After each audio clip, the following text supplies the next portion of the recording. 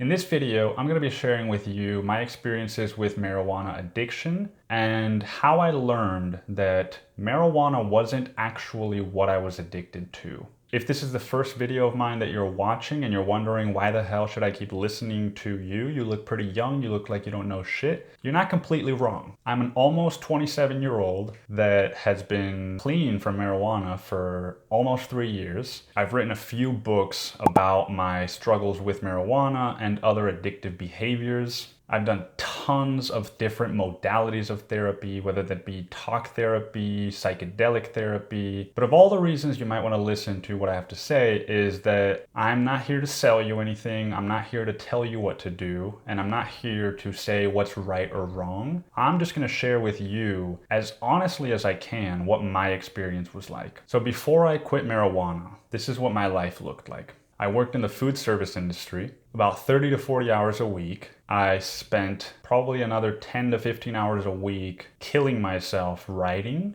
I went from relationship to relationship, cheating on my partners. Anytime I spent time with my friends, I generally would get high. Sometimes I would even go as far as to make plans with friends just so that I could get high. And that was before I started purchasing my own marijuana. A great example of the state of my life back then. I remember I was riding my bike to work one day and I'm stopped at this red light and all of a sudden I hear somebody honk at me from across the intersection. And I look up and it's my friend. The light turns green, I ride my bike through the intersection and I pull next to his car and he rolls down the window and he's with another friend of his and they're smoking a blunt. My friend says, "Do you want to hit it?" And I don't think twice about it. And now I am blasted on my way to work. And the reason that I'm sharing that story is not because anything crazy happened after or, there were no consequences necessarily that day, but I was so uncomfortable with who I was back then that I was ready like that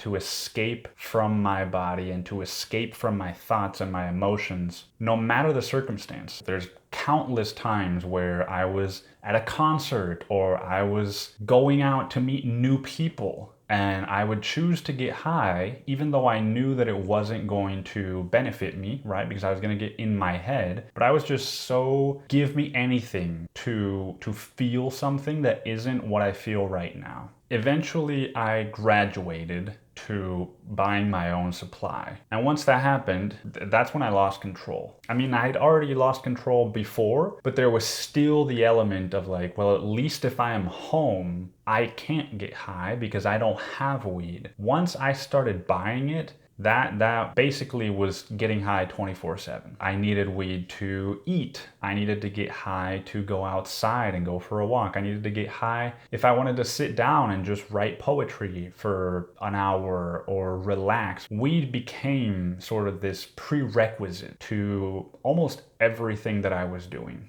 And not only that, because I was so ashamed of what I was doing and I lived with my brother, I had eye drops, I did everything I could to hide it from him. So I wasn't just addicted to this behavior, but I was also deeply ashamed of it and living this double life. And at that time, I was convinced that what I was addicted to was marijuana. And if I could just stop smoking marijuana, that everything else would be okay. And that's where a lot of the shame came from, was like, if you could just stop doing this one thing, then your whole life would be great. I bought into that lie. And the main reason that I felt this way was because there were so many things in my life that I wanted to stop doing. But every time that I would get high, I would binge eat, or I would just choose to go see this group of friends to get high instead of choosing to go see that other friend that I don't know that well, but that I know for sure we're not going to get high. So it's almost like I saw marijuana as the thing that was getting in the way of me doing what I wanted to do with my life. Because if I wasn't smoking marijuana, I wouldn't hang out with these friends, or at least I wouldn't get high around them. I could eat breakfast at a normal time of day because I would have an appetite. So weed was the problem And removing weed was the solution. That was the belief I had back then. And the thing I knew the whole time, and I've talked to people that are either currently struggling with marijuana or have in the past, and every single one of them says the same thing. After I recognized that something was off about my relationship with marijuana, I no longer enjoyed it. That's where all the shame came in, right? Where I was hiding it from my brother, and I was like, it wasn't that my brother was going to judge me, it was that I was judging myself because I knew this wasn't something I wanted to be doing. So not only was I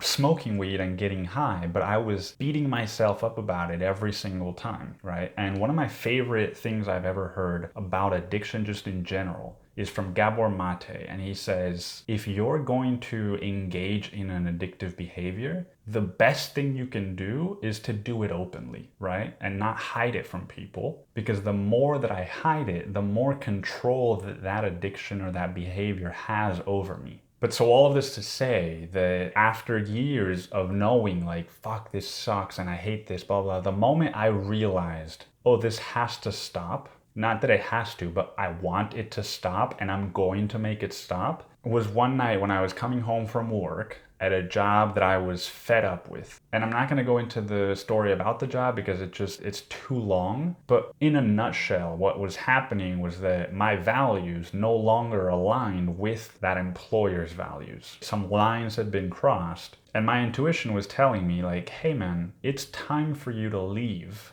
This is not who you are. You don't belong here anymore. Go find somewhere that feels more aligned with who you actually are. So I had, a terrible night at work that validated all of these things my intuition was telling me. And I'm riding my bike home from work at like 9:30. And I'm just pissed off, man. I hate my life. I hate my job. I'm just fed up. And I know, I don't work the next day. So I'm like, what can I get into? What can I do to escape how I'm feeling right now? So I texted that same friend and I said, are you home? Can I stop by? Right? And every time that I did that, it was basically assumed he had a blunt rolled, or he would roll one as I was there. And so of course he responds, he's like, yeah, bro, come through. Boom, boom. 5 minutes later, I'm in his apartment and I am in space. That is how high I am, that I am just a couch potato. And I realized either that night or the following day,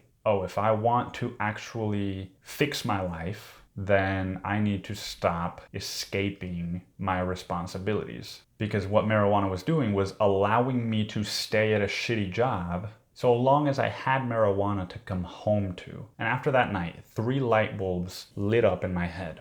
And they said, it's not marijuana that you're addicted to. It is escape, it is control, and it is release. What do I mean by this?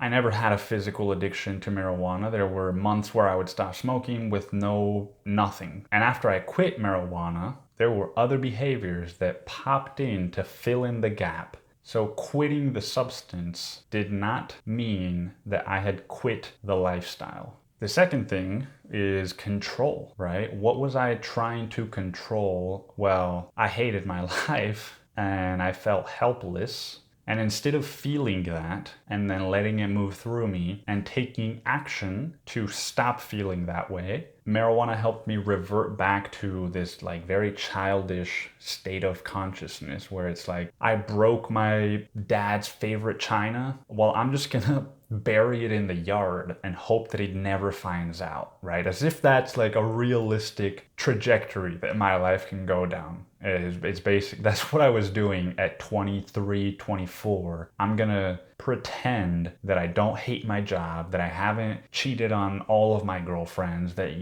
that my life isn't a fucking mess, because I'm just gonna get high instead. And the third thing, release. What I mean by release is letting go. Giving myself permission to relax. It's difficult to just stop and write poetry for an hour and a half when I've only got 4 or 5 hours out of the day free for myself. But when I got high, there was so many things I couldn't even do because I was so in another state of consciousness that I was like, well, I might as well write poetry, right? And I'm not stressed out about anything. So in a way, right, marijuana was not all bad. But part of realizing that marijuana was helping me to release, to let go, and to relax was understanding that marijuana is just one way to do that. And at the time, I wasn't able to relax pretty much any other way. And that is where the issue lies, is not that marijuana is helping me relax, right? That's cool. If I can do that and then also relax in 1,000 other ways, then probably marijuana might not be that big of a problem. But if that's the only way that I can relax, then that is a dependency. And with understanding that marijuana is just one way, came the realization, like, I don't need a substance to relax. What I need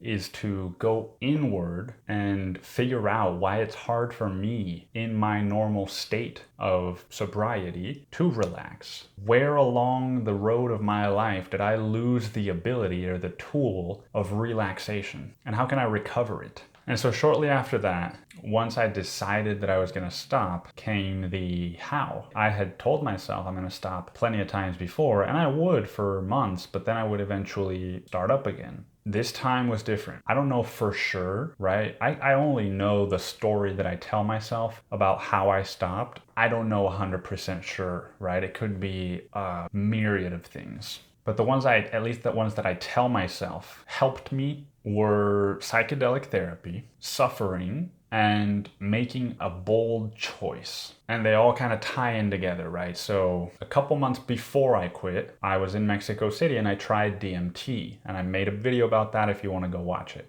This was before I knew really about psychedelics used in therapeutic context. So I just went in recreationally. Terrible idea. But one of the things that it showed me, one of the things that it fucking just rammed in my face in the most excruciating way possible was that I was an addict. It basically showed me my death as a consequence of drugs. Now, granted, it still took me a couple months after that experience to sort of, I don't really even want to call it integrate, but to integrate that experience and be like, you know what, man, that's not the life for me anymore. I don't want to die, and I especially don't want to die like that. And if I don't want that to happen, then I need to start making changes, because otherwise the trajectory of my life, for all appearances, looks to be heading that way, right? It's no coincidence that that is what was shown to me on DMT. So come December, a couple months after that experience, I made the choice of, I'm putting this version of me in the past and I'm looking ahead. And if that means that I have to stop hanging out with my friends who smoke marijuana, if that means that I have to quit my job, whatever it means to start taking care of myself, I'm gonna do it. I'd been going to support groups, I'd been doing all this therapy, and I still wasn't happy. And I was like, man, I'm at a loss. Where do I go from here, right? And even after I quit marijuana, it was like a week of sobriety, 2 weeks of sobriety. I didn't feel any better. Nothing changed. So that was when I knew, like, I have to try something that I haven't tried yet. And I don't remember how I heard about this specific place, but somehow ketamine therapy came into my awareness. And I called the place up for a little consultation, and they were like, yeah, it's $3,000 for 6 sessions. And I was like, fuck, dude, I make $16 an hour. That is almost all of my money. But if it's not this, then I don't know what it's gonna be. And come January, about a month after I stopped smoking, I started ketamine therapy, which was my first/second time dipping my feet into psychedelic therapy. And what ketamine did was that it made my life much worse at first, but with the caveat that it also gave me this sort of like window of just thinking about things differently, right? It showed me all of my problems, but it didn't show them to me with that impulsive desire to escape attached to them. It was just like, hey man, here's all the bullshit that you haven't been looking at. We're gonna tone down the stress for you a little bit so that you can actually go in and deal with a lot of this. So I guess to wrap up the video is there's not like a neat little ending to the story, because the truth is that outside of maybe a handful of moments, maybe 5 or less times in over 2 years, almost 3. I haven't really felt a need to smoke or get high, or, it's not something that I've really heard other people share.